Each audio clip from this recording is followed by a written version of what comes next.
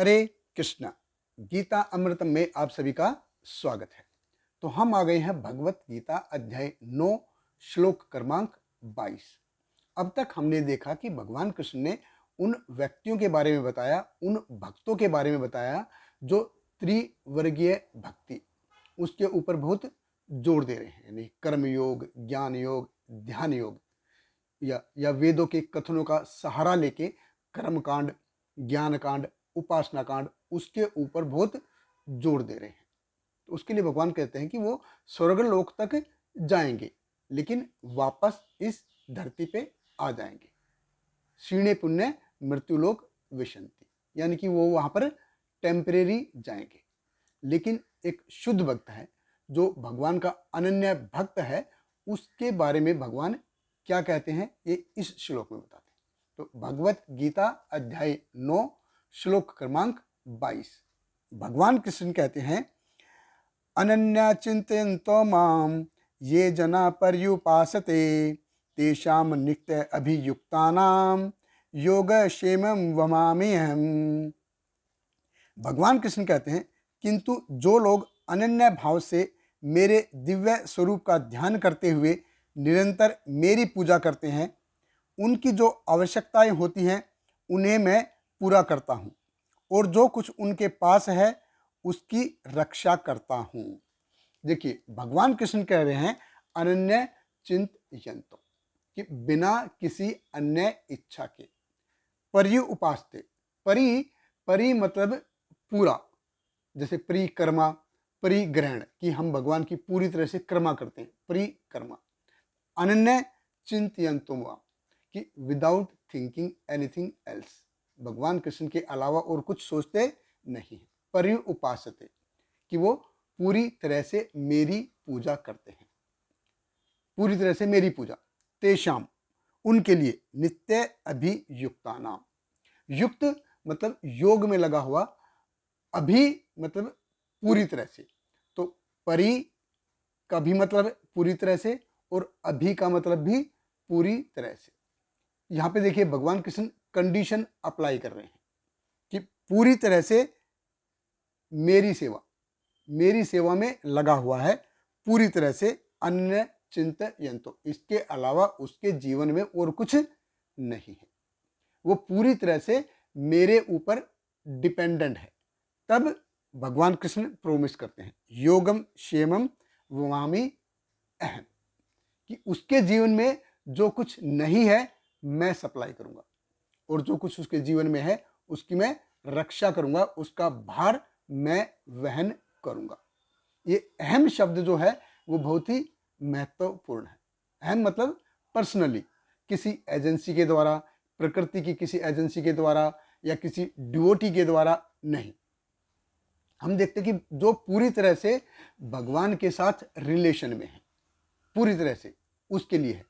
जो भगवान के साथ पूरी तरह से रिलेशन में नहीं है, जिन्होंने भगवान को पूरी तरह सरेंडर नहीं किया है, या जो भगवान को एक वेटर की तरह समझते हैं, उनके लिए पहले वाली कैटेगरी सिने पुण्य मृत्युलोक विशंति, कि वो स्वर्गलोक तक जाएंगे लेकिन वापस इस धरती पे आ जाएंगे जब उनके पुण्य खत्म हो जाएंगे।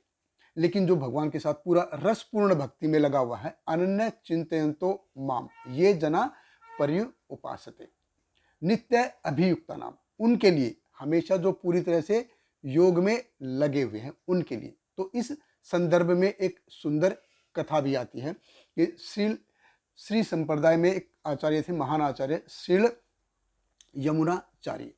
तो जब वो भगवत गीता के इस श्लोक पे टिप्पणी लिख रहे थे तब उन्होंने देखा, तेषाम नित्य अभियुक्तानाम योगम क्षेमम वहामई अहम। तो अहम जब उनको लगा तो उनको एकदम से विश्वास नहीं हुआ कि कैसे भगवान पर्सनली, कैसे वो भगवान सबका टेक केयर करेंगे। अब भगवान की इतनी सारी शक्तियां हैं, डेफिनेटली भगवान टेक केयर करेंगे, लेकिन इतनी सारी शक्तियां हैं, किसी के द्वारा वो कुछ भी करा सकते हैं। तो भगवान थोड़ी हर भक्त के पीछे पीछे घूमते रहेंगे। तो ये उनको थोड़ा सा विश्वास नहीं हुआ। तो वो फिर दोपहर के स्नान के लिए नदी में चले गए। तो जब वो नदी में नहाने के लिए चले गए तो पीछे से दो सुंदर सुंदर बालक आए उनके लिए गिफ्ट लेके। तो पहले क्या प्रथा थी, जब कोई किसी के लिए गिफ्ट लेके आता था तो उसको बम्बू में लपेट के लेके आता था, कंधे पे ढो के लेके आता था। तो वो सुंदर सुंदर जो दो बालक थे वो उनके लिए गिफ्ट लेके आए और उनकी वाइफ को, उनकी पत्नी को संबोधित करते हुए बोले कि माँ, ये गुरुदेव ने आपके लिए उपहार भेजे हैं। अभी वो दोनों बालक इतने सुंदर थे कि उनकी पत्नी का उनके मुख से आंखें हटी ही नहीं, और उनको अपने पति पे बहुत गुस्सा भी आया कि क्या है, इतने छोटे छोटे बालक हैं, इतने सुंदर बालक हैं, उनको इतना भार लेके भेज दिया, क्या उनको इनके ऊपर जरा सी भी दया नहीं आई? आने दो उनको, मैं उनके आने के बाद उनको मैं देखती हूँ। और उन्होंने वो उपहार रखे, तो सब कुछ बेस्ट क्वालिटी का था, बेस्ट क्वालिटी का घी था, बेस्ट क्वालिटी के चावल थे, बेस्ट क्वालिटी का कपड़े थे, सब कुछ अच्छा अच्छा था। तो उनकी जो वाइफ थी यमुनाचारी की, उनको बहुत, उन बच्चों को बहुत तरस आया और अपने पति पे बहुत गुस्सा आया। जब उनके पति वापस आए नहाने के बाद, तो उन्होंने बोला कि आपको उन बच्चों पे जरा सी भी दया नहीं आई, इतना सारा बोझा लेके उनको भेज दिया, कैसे आप निष्ठुर हो? तो अभी यमुनाचार्य बोले कि कौन आया था?